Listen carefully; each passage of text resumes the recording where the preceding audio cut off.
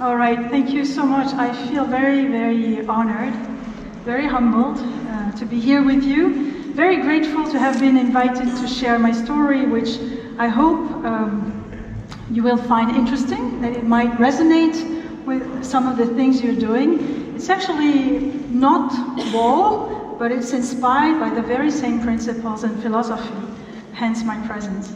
And before I start, I would like to thank all the organizing team for making this beautiful event happen, and also all the technicians, people who prepared the food, photographers, the DJs in the back. Thank you very much. You all contribute to making a great event.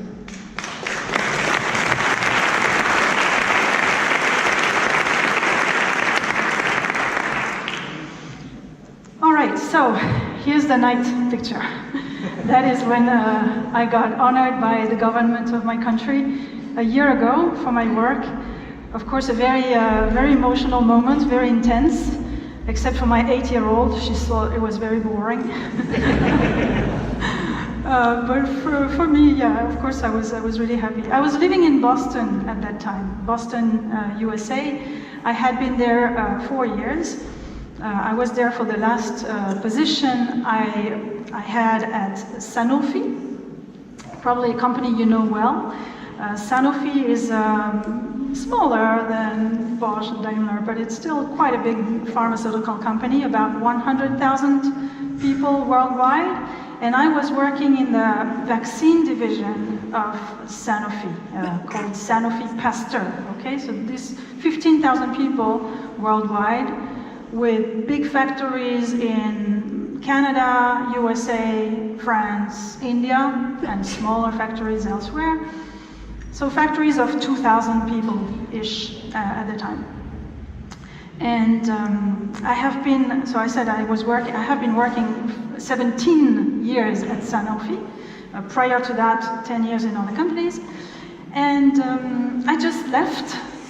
I'm a new entrepreneur. I'm starting a new chapter of my life. I have set up my own company a month and a half ago. So it's one of the very first speeches I'm giving as a new person. I'm very, very excited, but I have also built, this is the result of the previous work, what I have done at Sanofi and all the things I've learned there, and that I'm really happy to share now. So after this smile, let me bring you into the story of what actually happened in my previous role. The title of my function was Innovation and Engagement for Quality. Is there anybody here working in quality, in the quality department? Yay! Who thought quality could be exciting? Not many people. I was like many of you. Before joining quality, honestly, I thought, oh my God, it's all about police and rules and you got to do that, you cannot do that. But actually, we can make that differently. We can make quality differently, and I will show you why it became not just a nice thing to do, but a totally indispensable thing to do. Why we really had to shift quality. Because of that. This was the situation back in 2014, okay, when I took this role. So back in 2014, the quality, the manufacturing quality of Sanofi Pasteur was like that. It was very cyclical. At times it was good, at times it was bad. And despite everything we tried, Lean, Six Sigma, investments, consultants, working really hard, initiatives, working even harder, hiring good people and so on. It was still like that. There was always, when we fixed one problem, there was another one appearing somewhere, and on again. And the real problem behind that was that we were putting the market at risk of short supply because we had to throw away a lot of our production because it was not matching the standards. And because of that, some people, some babies, could not get the right vaccinations. And even some countries even had to downgrade the vaccination schedule. Therefore, people being less protected against diseases. And of course, there was a huge, financial toll on us because of all this massive production. People were basically working 2 months per year for nothing, to throw away, products, good products. So it was a shame. So that was mid-2014. Okay, the situation had been going on for years and years. 2 years later, the situation looked really, really different, thanks to what we did. We turned around quality completely. It was absolutely amazing. Human errors, mistakes made by operators, went down by 25% worldwide. Sterility issues, contamination problems, went down by 24%. The timeliness, so how much you are in line with what you promised, the timeliness to make corrections went up to 90% across all sites versus 40% before. Okay, and on top of that, we got higher supply, less write-offs, safer workplace, less accidents in our plants, restored trust, reduced risks, lots and lots of benefits, to the point that health authorities, our regulation authorities, said to us that they did not recognize the company. They said, "What did you do?" And once we explained to them what we were doing, it's all about people. I'm coming to it very soon. One health authority said to us, "You are restoring my faith in the industry." Tell me about that. And we got lots of rewards in many different fields: business excellence, operation excellence, business culture, employee engagement, etc., etc. So lots of recognition. So you are probably curious at this stage. What did we do? Did we reshuffle the organization? Did we hire new people and get rid of the bad people? Did we get additional resources? That is tempting. Did we launch a communication campaign to say why quality is really important? Of course, you guessed from my questions that no, we didn't do any of this. Instead, we tapped into a resource that was already here. Our people. But we engaged it very differently. And that's leadership message number one I would like to convey today. A new leadership strategy is needed to really maximize the potential offered by our people and deliver strong business performance. So what did we do? We created a movement. This movement is, we called it, to make it simple, it had no name really, but we called it the big opportunity. It's a change and innovation system that empowers people to act wherever they are because they believe in a cause that's dear to their heart and they do it together. This picture that you see, the big picture, is the volunteer network created that's self-organized, was generated on one of our French sites. PAM is the logo they chose, but you see many other logos. So we didn't have a single, visual identity. It really emerged from the sites. And PAM in this big picture means pour agir maintenant. It means to act now. It sounds also almost like a political movement. It was really, I would say, the same spirit. Those people wanted to act for change, and they see themselves as activists, as people with a mission, you see. And basically, those people are from all levels. You see, the site head is among them, and they basically get together around a big opportunity, which was really the starting point of the movement. Instead of focusing on a problem that we have to solve, we gathered about 40 people from different sites, ranks, functions, and we brainstormed together for 2 days around this question: what is it we want to fight for now together? What is the common future we want to build? What is the company we want to build? What is our intention?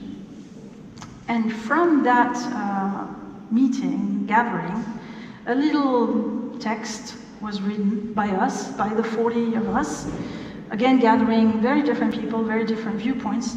And this text says basically, we're a great company, we're doing great stuff, we have fantastic products and so on, but we suck at making vaccines available for everybody who wants them. But this may be actually an opportunity, that's why we call it a big opportunity, an opportunity for us to invent a new way of working, to create an organization where we are collaborating, we're empowered to act, we do what's right, and it's not so complicated. And the last sentence of this little text says, what will I do differently today to save more people tomorrow? You see, many change programs aim at changing others. You know, it's change for you, not for me.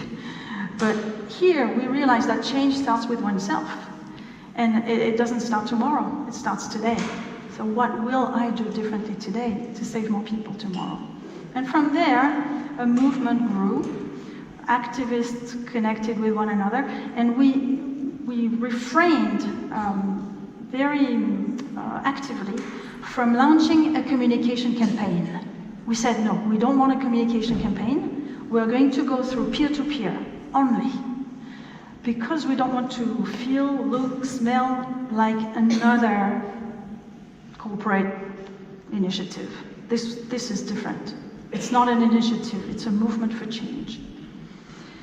And those volunteers acted on their sites, but what we wanted to do is really create cross connections between the sites, between the US and France and Canada and India, etc. And how do you do that?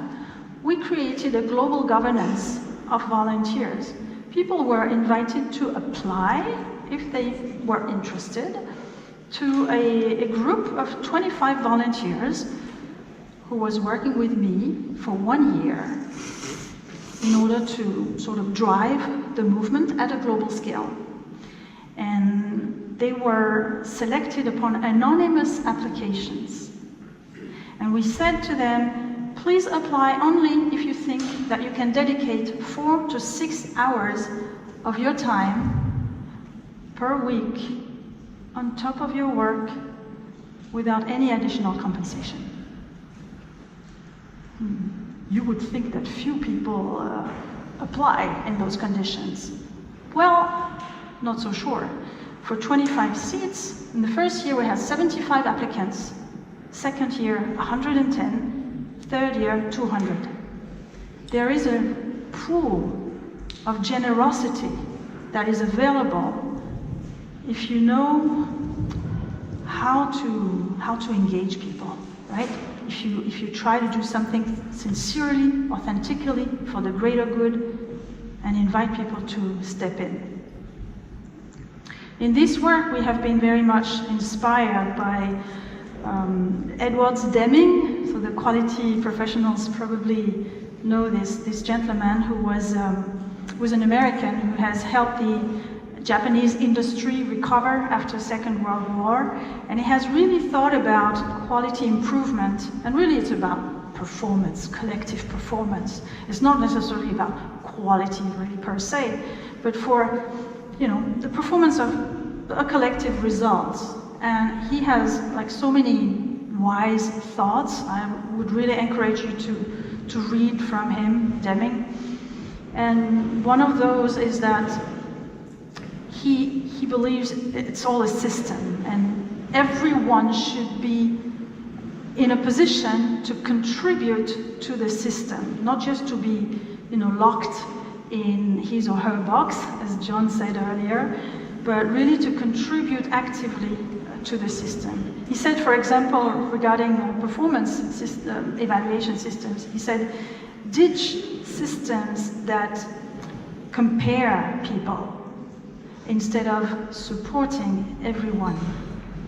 Focus on enabling the job to be done and well. So this was a very important influence for us. Another important influence has been this Kotter model. Kotter is a professor from Harvard in the US. He's now about 70 years old, and he has worked on he's been working on leadership for 45 years, and he has had this idea which we have implemented, which is really, really interesting, I think, where you have the hierarchy. You don't remove the hierarchy. We need it, especially in our big, large, complex organizations. We need the hierarchy because it's reliable, because it makes, complicated things happen. It is good, but it's not good at everything. It's not good at creativity. It's not good at agility. It's not good at innovation. What do you need for this? You need networks. And that's the kind of networks maybe that you are creating through all.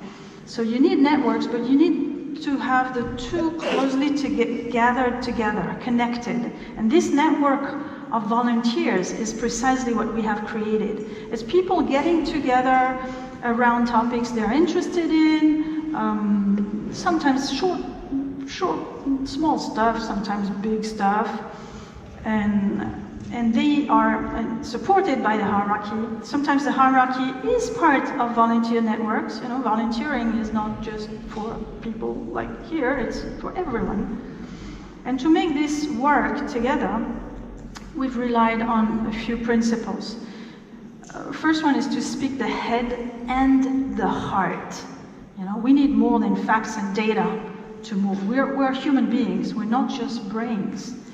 Another one is to move from the select few. This one is to move from the have to, you have to do this, you have to do that, to the want to. How do you make people want to? And change happens more readily, more lastingly, more completely when people want to do the change. The other one is, as I said, move from the select few to the diverse many. How to include, a much bigger chunk of the population, more views, more diversity of thoughts in the process. And the last one is management and leadership. It sort of summarizes the first three, because rational management based on injunction, operated by a select few, always the same experts or leaders, it works on some topics, but not everywhere. So, of course, we faced obstacles. It was not easy. It's especially difficult when it comes to unlearning behaviors that have served you well until today, or that seem common sense in your organization. For example, unlearn control. Control, it's great to be in control until the point it becomes counterproductive. And for some it's difficult because they believe that without a plan, milestones, like things that are very, very structured, it's going to be chaos. But the opposite of control is not chaos, it's trust. Another thing that was difficult to unlearn was territories. Is it like my job? Is it your job? Am I entitled to reach out to this person? Or And those behaviors are, I mean, it all comes with good intentions. You know, we don't want to step on other people's feet, and it's shaped by our organizations. But they are actually counterproductive. They are detrimental to moving fast, to creativity, to embracing newness, and so on. And another thing that was also interesting to unlearn was perfection. Probably something that rings a bell here. We crave so much for perfection that sometimes we just stay stuck because things are not perfect enough to move on. And perfection is great, but just not for everything. Sometimes you just need to test and try and improve on the go. You know, you need to set the organization in movement make it agile again. All right. So here, my next slide. It's been a real journey of change for us all, for people of the whole organization really, for leaders, for shop floor people, for volunteers. You know, when change changes us, you know, that really happens. And we have had some amazing testimonies of people from all ranks saying, I now feel empowered to act. I didn't realize I was so powerful. I had so much ideas, I could implement them. One of my ideas when we started, one of my dreams, when I thought about success, you know, how can we picture success in the future? When we started, I said to myself, I would love to see one operator, a factory operator, in maybe 2 years, standing on a stage in an external event, speaking with pride about what we did. And when I said that to my colleagues, they thought, man, she's a bit crazy. This is not the kind of things we do at all. We're, in a very regulated industry, and you don't do this kind of things. And it actually happened. And not after 2 years, but 1.5 years. And this guy, the guy with the suit on the picture, he even won an award for employee engagement. So I was really, really proud. And really, I think that's another important teaching, is that co-ownership is key to change. And it takes the courage to include everyone, you know. And for that, we need to engage through a co-created purpose and speak head and heart. And there are direct connections to business results. That's really something that is very, very clear in our case.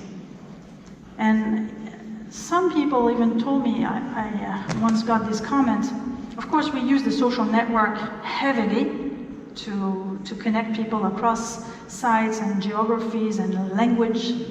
And one of the participants in this movement even said to me, I feel more alive. You know, I feel more alive. Tell me about something deep, you know, at work. And why is it so? It's because we're touching on people's values, you know, deep values, the courage to try something new, the integrity to open up to colleagues and believe that they're good people too, and we can do things together. And I think this capacity to build bridges, not just across functions, but also across ranks, you know, and across countries and cultures, is something that has been the most, it's been the key to unlocking this culture of performance. We have transformed people from obedient operators, afraid to step out of their field, into generous connectors and helpers and enablers. And we have really, starting from a business problem, we have created a community of people who care for one another. And I think that's what you're doing as well. So congrats and all the best to your movement. Thank you.